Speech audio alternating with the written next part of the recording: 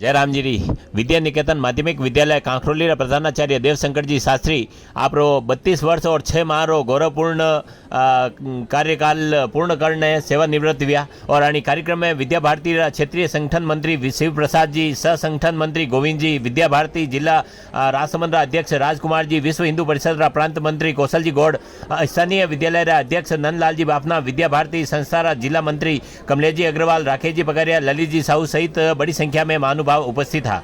अने कार्यक्रम में निमित्त बहन निधि बोलीवाल द्वारा नृत्य रिया और दल विदाई गीत प्रस्तुत किदो। और आसमन जिला अन्य प्रधानाचार्य भी देवशंकर जी शास्त्री लरे विता यादगार पला ने अनुभव व्यक्त किया और काफ़ी बच्चा भावुक वे गया।